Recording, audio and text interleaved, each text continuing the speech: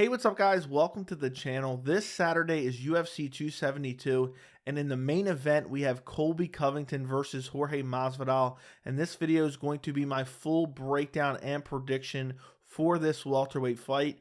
I'll be doing a bunch of UFC 272 prediction videos, so make sure you subscribe to the channel and make sure you turn on notifications. So a lot of people are really excited for this fight because you have the storyline of former best friends who now hate each other, and they're now finally going to fight. It seems like they've been talking back and forth for forever. It seems like this fight has been speculating to happen forever, and now it's finally booked in the main event of UFC 272. I have my doubts whether or not this rivalry is real or not, whether or not they really hate each other. I think it's a little bit manufactured, but either way, a lot of people are looking forward to it because of that, and I think that's why the UFC put this as a main event. But for me, that's okay. I'm not really too excited because of that.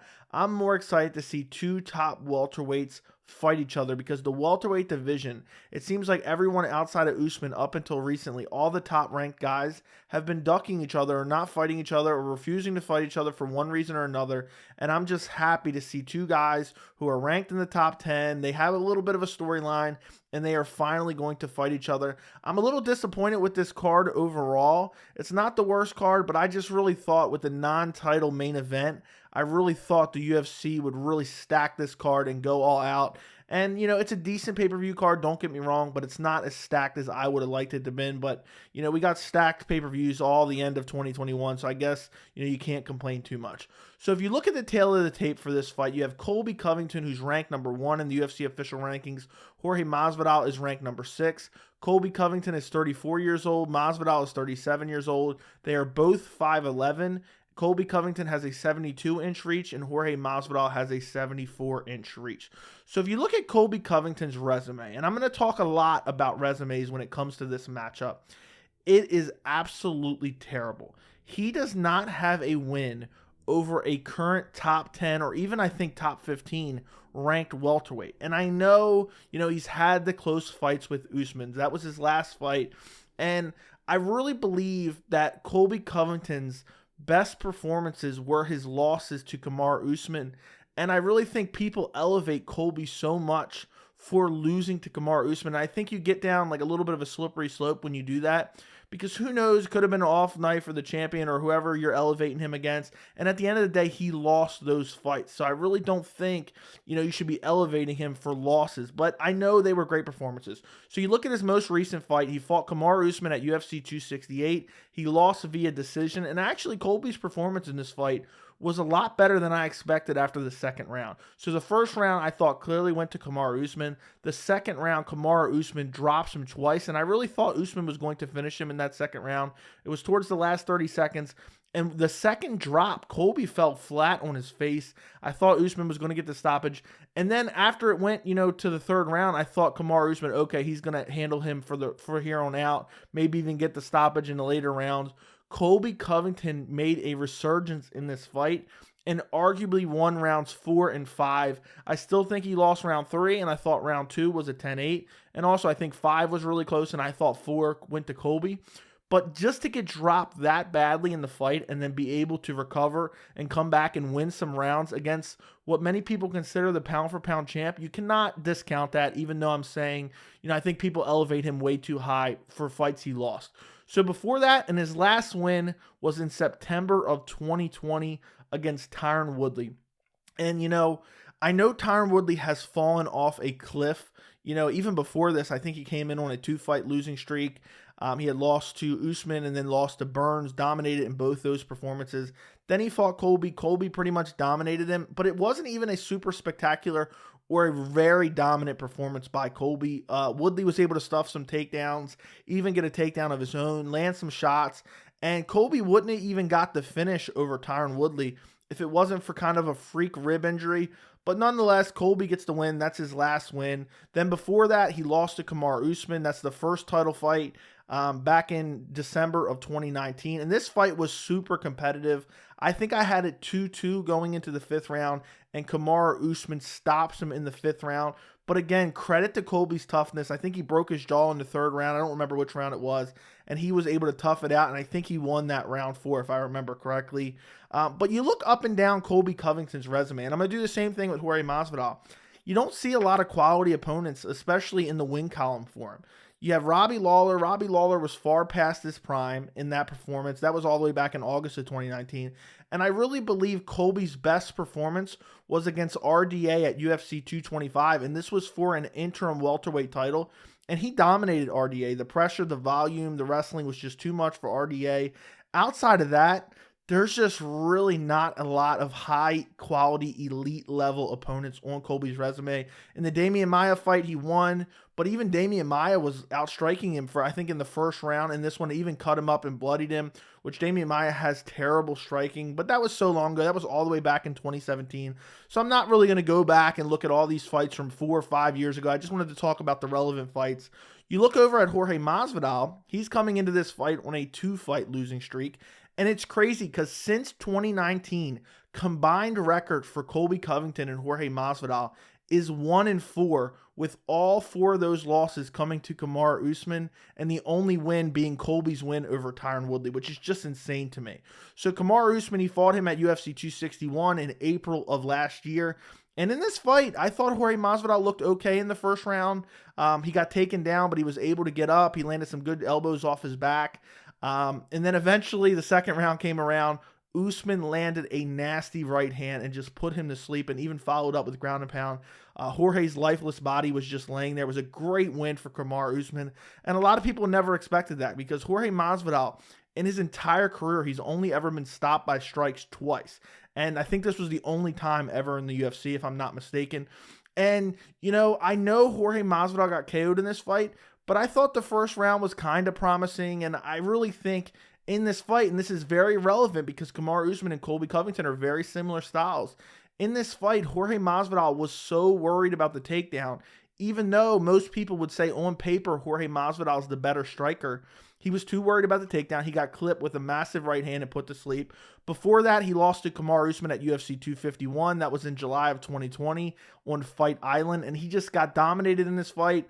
He came in on short notice, and it was crazy because UFC 261, the most recent fight against Kamaru Usman, they said, you know, the whole storyline going into that fight was, oh, well, Jorge Masvidal took the 1st fight on short notice, so we're giving him a 2nd opportunity. They really wanted to, this was the 1st fight back with fans, and they wanted to sell out that arena.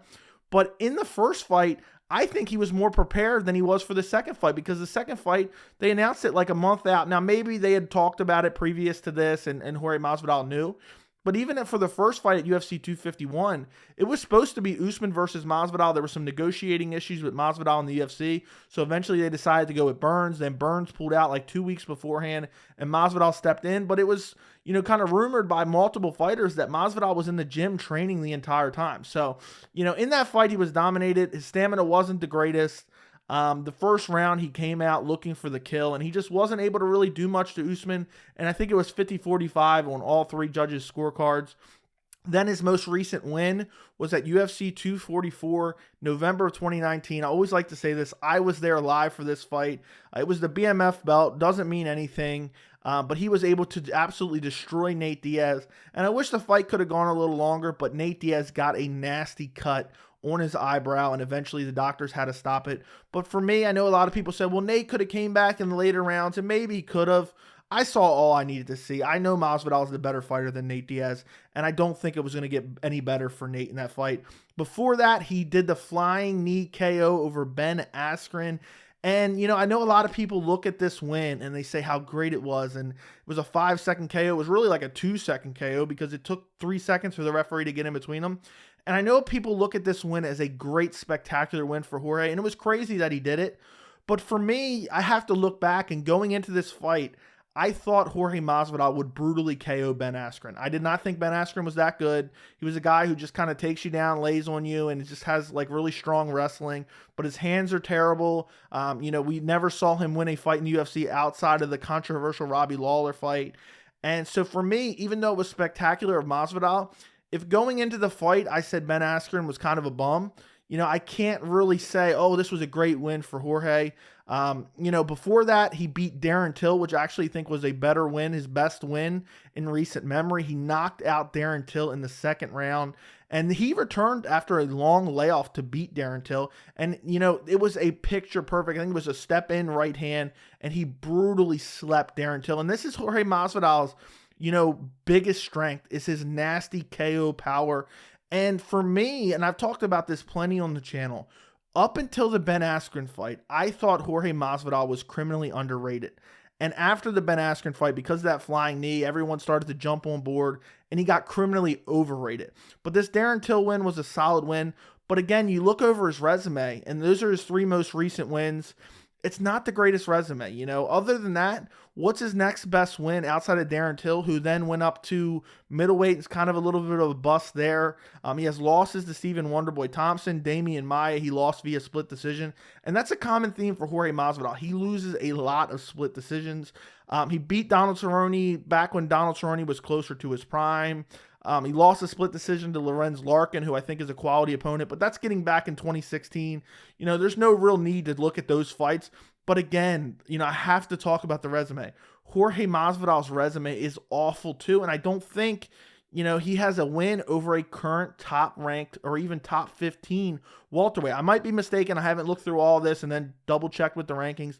But both these guys have terrible resumes, and it's just insane because they're considered 2 of the best welterweights in the world, but neither one has a particularly good resume. I know a lot of people call Jorge Masvidal a journeyman. He's 35-15. He has a lot of split decision losses, and he's been fighting for literally forever. He's been fighting in MMA since 2003, which is just insane to me. Just for comparison, Colby Covington has only been fighting in MMA since 2012. So almost 10 years in MMA longer for Jorge Masvidal, which is just insane to me.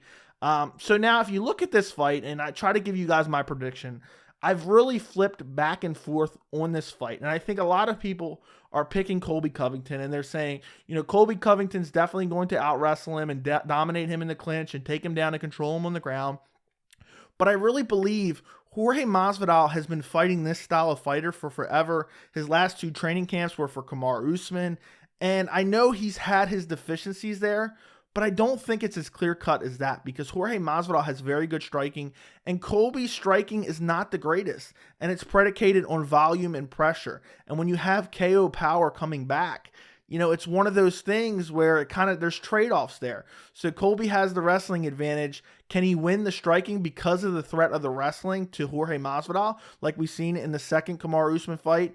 But also, can we see the KO power of Jorge Masvidal make Colby a little bit more tentative to look for the grappling because maybe he's worried about a knee or an uppercut or just Jorge Masvidal's hands in general?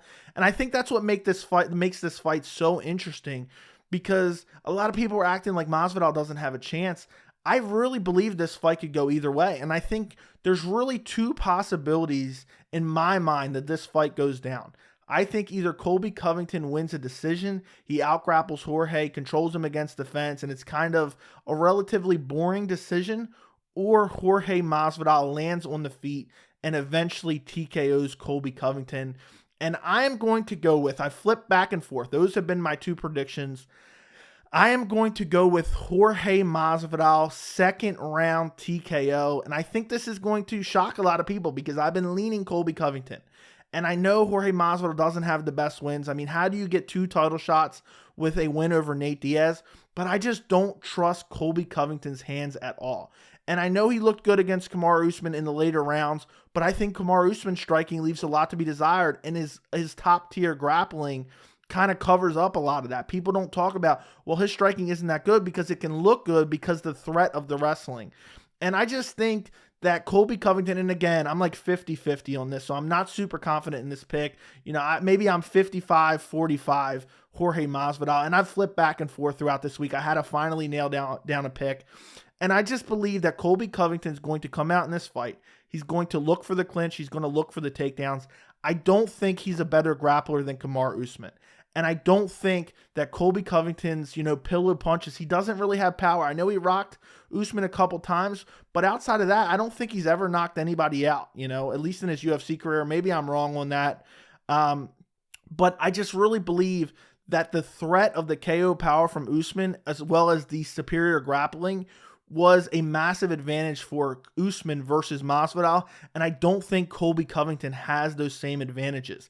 And I think Colby Covington can be hit. I think Masvidal is super durable. And one thing I'm a little bit worried about, a little bit of an X factor, is how is Jorge Masvidal going to return after being brutally KO'd by Usman for basically the first time in years. And I don't even remember that other stoppage loss, which I believe was outside the UFC. So he was out cold for the first time in many, many years. How is that going to affect Jorge Masvidal psychologically?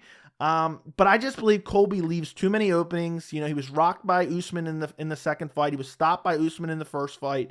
And I think, Jorge Masvidal has good enough grappling. And I know he's been exposed multiple times, taken down, controlled on the ground. Damian Maia, Usman in the first fight. It's happened plenty of times.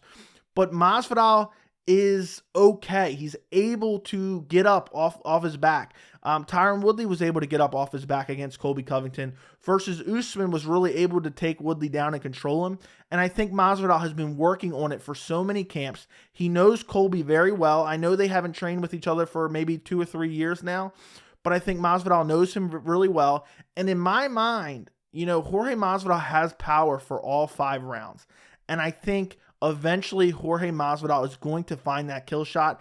And Masvidal has nasty strikes and he has a good variety of attack. Everything he throws is a kill shot. He throws nasty body kicks. He has nasty hands and he has sneaky striking that he finds shots that you would not think he would find. And also he has great leg kicks as well. And I really think Colby Covington leaves way too many openings.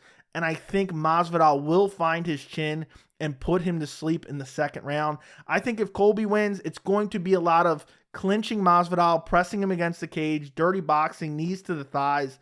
And I think that's going to happen. I think Colby is going to have a lot of success in this fight. I really do. But I think eventually in those first 2 rounds, I think Masvidal will find that kill shot. He's always throwing nasty power, and I think he will put Colby out. I think Colby in the later rounds, maybe he could get a stoppage, but I think if Colby wins, it's basically predicated on, the clinch work, the takedowns, controlling Masvidal. I'd really, lean to the fact that I don't think Colby's going to get a finish in this fight.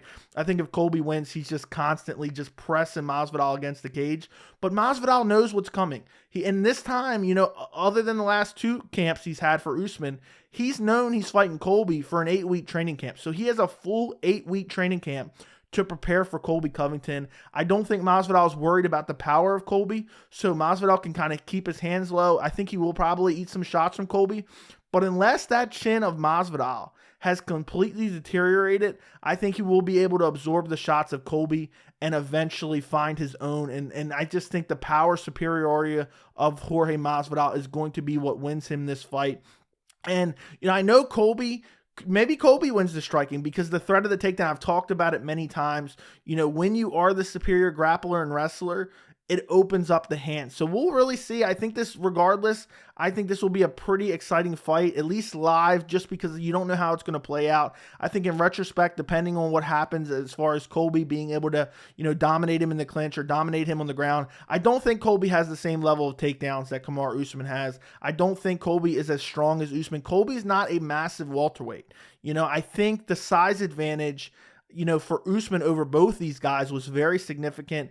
And I think there's really no size advantage in this fight for Colby or for Masvidal. I think Colby will probably get takedowns. I think he'll have clinch work. I think Masvidal will use defense to work himself back up. I think Colby will try to throw a lot of volume to enter for the takedowns, but I just think he leaves himself far too open. The hands are kind of slow. The power isn't there.